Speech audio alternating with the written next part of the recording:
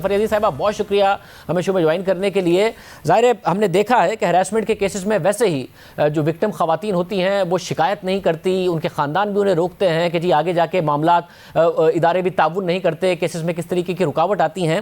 ان خاتون نے ہمت کی, 5 سال بعد انہیں انصاف بھی ملا, مگر یہ جو انصاف ملا ہے اس پر جو ادارے کا کردار ہے اسے ہم سیلیبریٹ کریں کہ جی بڑا اچھا انہوں نے تعاون کیا, یا اس کے اوپر ابھی بھی تنقید بنتی ہے کہ یہ خاتون اپنے لیے نہ کھڑی ہوتی تو انہیں انصاف نہ ملتا؟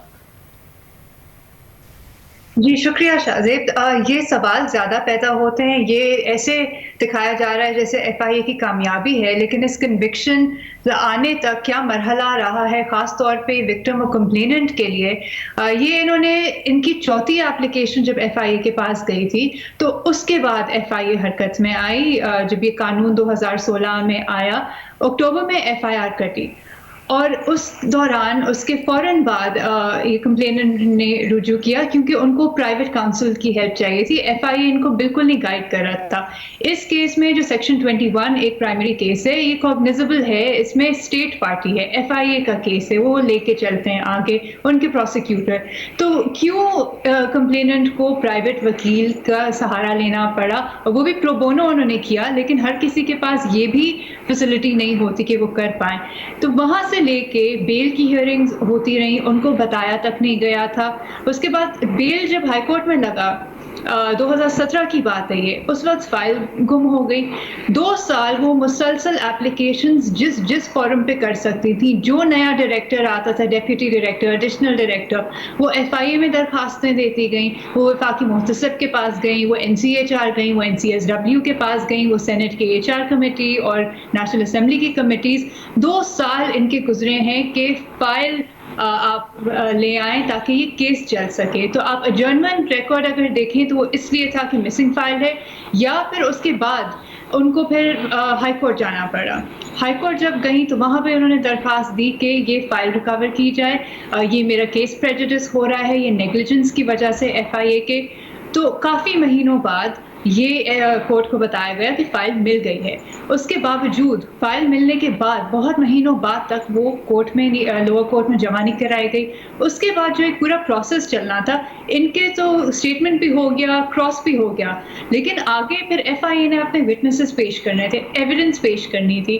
اس میں بھی انہوں نے اور مزید 2 سال لگا دیے. وہ انہوں نے پھر اور 3-4 درخواستیں دوبارہ ہائی کورٹ میں ڈالنی پڑی. 2 سال ہائی کورٹ ڈائریکشن دیتے رہے, 2 مہینوں میں ٹرائل ختم کریں, 2 مہینوں میں ٹرائل ختم کریں.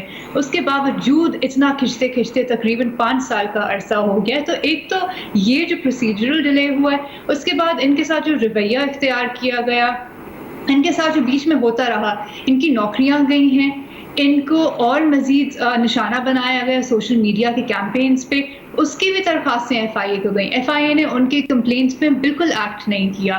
اس طرح کے ان کو کامنٹ سننے کو پڑتے تھے ایف آئی اے کے آئی او سے کہ ان کو تو پڑھانے کا شوق ہے, جیسے کہ روزی روٹی تو کمانی ہی نہیں ہے. تو یہ ایک ماحول, ایک رویہ, ایک پروسیجرل ڈیلے. اور دوسری بات یہ کہ اتنا انہوں نے ڈیلے کیا کہ اکیوز کو جس وقت بیل ہوئی بہت سارے ریجیکشنز کے بعد, وہ اس بنیاد پہ ہوئی کہ آپ نے اس کو انڈر اریسٹ جیل میں رکھا ہوا ہے, ٹرائل چل نہیں رہی ہے, اس کا رائٹ بن گیا تھا بیل ایٹ اے پوائنٹ, اور اس لیے اس کی سزا پوری ہو چکی ہے. بہت سارے اخبار یہ کہہ رہے ہیں کہ 8 سال سزا, ان کو 3 ڈفرینٹ سیکشنز میں سزا ہوئی ہے, لیکن وہ مدت پوری ہو چکی ہے کیونکہ ٹرائل ہی اتنا لمبا کھینچا کہ اب کوئی جیل ٹائم باقی رہ نہیں گیا ہے اس میں, کیونکہ ان کو چارج کیا گیا ہے 3 مختلف سیکشنز میں.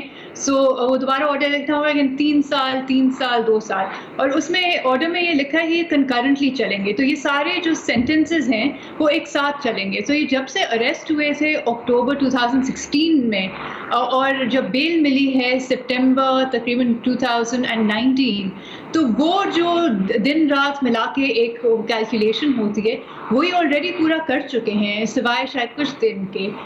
تو یہ تو اب انہوں نے اپنی سزا کاٹ لی ہے کیونکہ ٹرائل ہی اتنا لمبا چلا ہے. ساتھ میں یہ بتائے گا کہ پاکستان میں یہی ڈیبیٹ رہتی ہے کہ سخت سے سخت قانون بنا دیں, سخت سے سخت سزا تجویز کر دیں تو پھر جرم نہیں ہوگا. قانون پہ عمل درآمد کا ہمیشہ مسئلہ رہا ہے. جب پیکا کا قانون آیا تب بھی یہ کہا گیا کہ جی اب خواتین کو ہراساں نہیں کیا جائے گا. آپ کا کیا تجربہ ہے, کیا واقعی ہراساں کرنے کے واقعات میں کمی آئی ہے, اس قانون کی وجہ سے سزائیں تیز ہوئی ہیں؟ بالکل دیکھیں اس وقت بیانیہ یہ تھا کہ قانون آئے گا تو یہ ایک تو رک جائے گا یا فریم ورک مل جائے گا پروسیکیوٹ کرنے کا. آپ کو بھی یاد ہوگا کہ کس جلد بازی سے اس قانون کو لایا گیا اور خواتین کے ہراساں جو ہوتی ہیں اس کو بیانیے کے طور پہ استعمال کیا گیا. لیکن پھر اس سے ہوا کیا؟